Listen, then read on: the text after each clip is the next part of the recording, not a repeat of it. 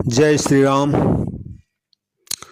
सभी श्रोताओं का मेरे संत कल्याण वाणी चैनल में हार्दिक स्वागत है।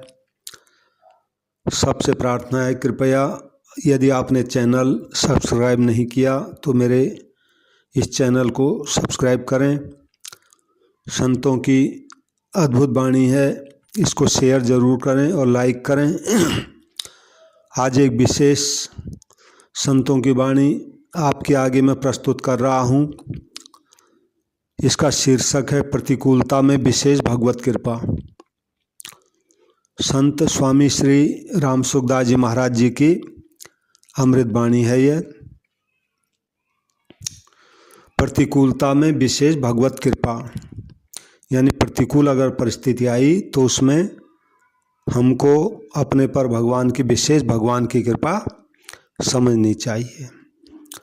तो पूज्य महाराज जी कहते हैं, मनुष्य अनुकूलता को तो चाहता है पर प्रतिकूलता को नहीं चाहता, यह उसकी कायरता है। अनुकूलता को चाहना ही खास बंधन है, इसके सिवाय और कोई बंधन नहीं है। इस चाहना को मिटाने के लिए ही भगवान बहुत प्यार और स्नेह से प्रतिकूलता भेजते हैं। यदि जीवन में प्रतिकूलता आए तो समझना चाहिए मेरे ऊपर भगवान की बहुत अधिक दुनिया से निराली भगवत कृपा हो गई।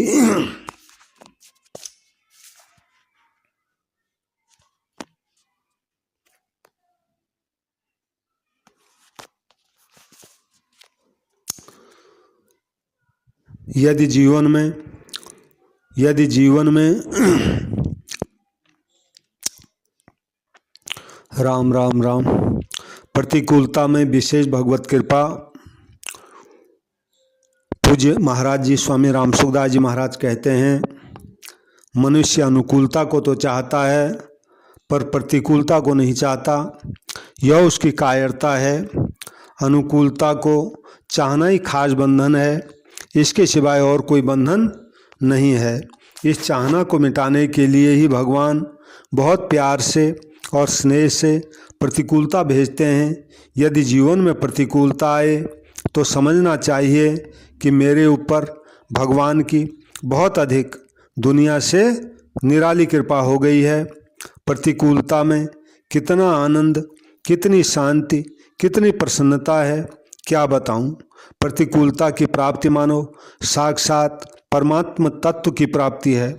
भगवान ने कहा है, नित्यं चौ समचित्वत्वम इष्टा निष्टोपपत्तिषु, श्रीमद् भगवद गीता के 13वें अध्याय का 9वां श्लोक है।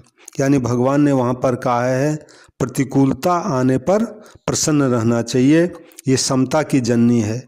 गीता में इस समता की बहुत प्रशंसा की गई है। भगवान विष्णु सर्वदेवों में श्रेष्ठ तभी हुए जब भृगु जी के द्वारा छाती पर लात मारने पर भी वे नाराज नहीं हुए। वो तो भृगु जी के चरण दबाने लगे, कहने लगे, महाराज मेरी छाती बड़ी कठोर है, आपके चरण बहुत कोमल हैं, आपके चरणों में चोट आई होगी। उन्हीं भगवान के हम अंश हैं। ममय बांसो जीव लोके, गीता में भगवान ने खुद कहा है कि ये जीव मेरा अंश है, 15वें अध्याय का 7वां श्लोक। तो उनके अंश होकर भी हम इस प्रकार छाती पर लात मारने वाले का हृदय से आदर नहीं कर सकते, तो हम क्या भगवान के भक्त हुए। प्रतिकूलता की प्राप्ति को स्वर्णिम अवसर मानना चाहिए और नित्य करना चाहिए। क्या हो, भगवान की बड़ी भारी कृपा मुझ पर हो गई है, ऐसा कहने में संकोच होता है कि इस स्वर्णिम अवसर को प्रत्येक आदमी पहचानता नहीं है। यदि किसी को कहें कि तुम पहचानते नहीं हो तो उसका निरादर होता है। अगर ऐसा अवसर मिल जाए और उसकी पहचान हो जाए कि इसमें भगवान की बहुत कृपा है, तो यह बड़े भारी लाभ की बात है। गीता जी में आया है कि जिसका अंतःकरण अपने बस में है, ऐसा पुरुष राग द्वेष रहित इंद्रियों के द्वारा विषयों का सेवन करता हुआ अंतःकरण की प्रसन्नता को प्राप्त होता है। और प्रसन्नता प्राप्त होने पर उसकी बुद्धि बहुत जल्दी परमात्मा में स्थिर हो जाती है। दूसरे अध्याय का 64 और 65वां श्लोक में ये बात आई है। जो प्रतिकूल से प्रतिकूल परिस्थिति में प्रसन्न है उसकी बुद्धि परमात्मा में बहुत जल्दी स्थिर होगी, कारण कि प्रतिकूलता में होने वाली प्रसन्नता ये समता की जननी है। यानी प्रतिकूलता में जो प्रसन्नता होती है उससे समता पैदा होती है। समता की माता यानी जननी है, वो प्रसन्नता समता को पैदा करने वाली है। अगर यह प्रसन्नता मिल जाए तो समझना चाहिए कि समता की तो माँ मिल गई और परमात्मा तत्व की प्राप्ति की दादी मिल गई। दादी कह दो या नानी कह दो। प्रतिकूलता की प्राप्ति में भगवान की बड़ी विचित्र कृपा है, मुख्य कृपा है, परंतु इसका अर्थ यह नहीं है कि आप प्रतिकूलता की चाहना करें। चाहना तो अनुकूलता और प्रतिकूलता दोनों की ही नहीं करनी चाहिए। प्रत्युत भगवान जो परिस्थिति भेजें उसी में प्रसन्न रहना चाहिए। यदि भगवान प्रतिकूलता भेजें तो समझना चाहिए कि उनकी बहुत कृपा है। वाल्मीकि रामायण में अरण्य कांड में आया है, सुलभा पुरुषा राजन सततं प्रियवादिनो अप्रियस्य च पथ्यस्य वक्ता श्रोता दुर्लभ। इसका अर्थ है संसार में प्रिय वचन बोलने वाले पुरुष तो बहुत मिलेंगे, पर जो अप्रिय होने पर भी हितकारी हो ऐसी बात कहने और सुनने वाले दुर्लभ हैं। एक मारवाड़ी कहावत है, सती देवे संतोषी पावे जाकी वासना 3 लोक में जावे। यानी भिक्षा देने वाली सती साध्वी स्त्री हो और भिक्षा लेने वाला संतोषी हो तो उसकी सुगंध 3 लोकों में फैलती है। ऐसे ही देने वाले भगवान हो और लेने वाला उनका भक्त हो, अर्थात भगवान विशेष कृपा करके प्रतिकूलता भेजें और भक्त उस प्रतिकूलता को स्वीकार करके मस्त हो जाए तो इसका असर संसार मात्र पर पड़ता है। दुख के समान उपकारी कोई नहीं है, किंतु मुश्किल यह है कि दुख का प्रत्युपकार कोई नहीं कर सकता, उसके तो हम ऋणी ही बने रहेंगे। क्यों? बोले क्योंकि दुख बेचारे की अमरता नहीं है, वो बेचारा सदा नहीं रहता है, मर जाता है। यहाँ तक कि उसका तर्पण भी नहीं कर सकते, श्राद्ध नहीं कर सकते, उसके तो हम ऋणी ही रहेंगे।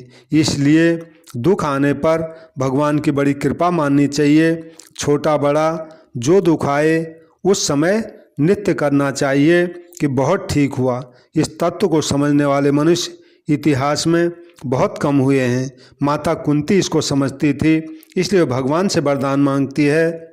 श्री मद भागवत में आया है, विपदः सन्तु न शश्वत तत्र तत्र जगत गुरो भवतो दर्शनं यत्स्यान् पुनर्भव दर्शनम भवतो दर्शनं यत्स्यात् पुनर्भव दर्शनम। श्रीमद् भागवत के पहले स्कंद के 8वें अध्याय का 25वां श्लोक है। इसका अर्थ है, कुंती माता भगवान श्री कृष्ण से कहती है, हे जगत गुरु, हमारे जीवन में सर्वदा पद पद पर विपत्तियां आती रहें, जिससे हमें पुनः संसार की प्राप्ति न कराने वाले आपके दुर्लभ दर्शन मिलते रहें। तो माता कुंती विपत्ति को अपना प्यारा संबंधी समझती है, क्योंकि इससे भगवान के दर्शन मिलते हैं। अतः विपत्ति भगवत दर्शन की माता हुई। इसलिए दुख आना मनुष्य के लिए बहुत आनंद की बात है। दुख में प्रसन्न होना बहुत ऊंचा साधन है, इसके समान और कोई साधन नहीं है। यदि साधक परमात्मा तत्व की प्राप्ति चाहे तो वह सुख दुख से ऊंचा उठ जाए। सुखे दुखे समय कृत्वा, दूसरे अध्याय का, गीता जी के दूसरे अध्याय का 38वां श्लोक। सुख की चाहना करते हैं पर सुख मिलता नहीं, दुख की चाहना नहीं करते पर दुख मिल जाता है। अतः दुख की चाहना करने से दुख नहीं मिलता, यह तो कृपा से ही मिलता है। सुख में तो हमारी सम्मति रहती है, पर दुख में हमारी सम्मति नहीं रहती। जिसमें हमारी सम्मति रुचि रहती है वह चीज़ अशुद्ध हो जाती है। जिसमें हमारी सम्मति रुचि नहीं है वह चीज़ केवल भगवान की शुद्ध कृपा से मिलती है। जो हमारे साथ द्वेष रखता है, जो हमें दुख देता है, उसका उपकार हम नहीं कर सकते क्योंकि वह हमारा उपकार स्वीकार नहीं करेगा।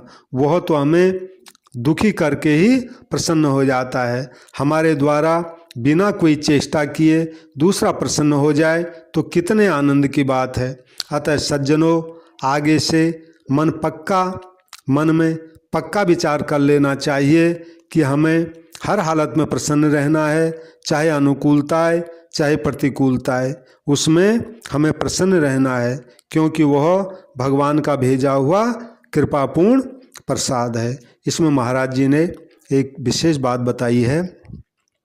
विशेष बात यह है कि जैसे हम सुख चाहते हैं, सुख भगवान हमको दे दें, तो उसके अंदर एक बात ये रहती है कि वो मांगी हुई चीज़ है, तो मांगी हुई चीज़ जो है वो अशुद्ध हो जाती है। लेकिन बिना मांगे हमको कोई कुछ देता है तो अमृत के समान होता है।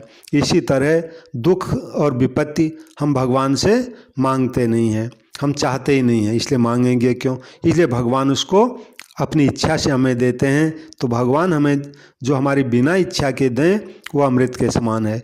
यानी उनका कहने का यही मतलब है कि वो शुद्ध चीज़ है, अशुद्ध चीज़ नहीं है, अमृत के समान है, मतलब एक हिसाब से।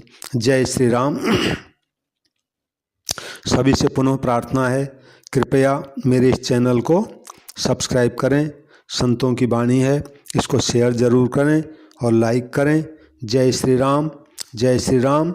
सबको मेरा नमस्कार, सबको प्रणाम। जय श्री राम।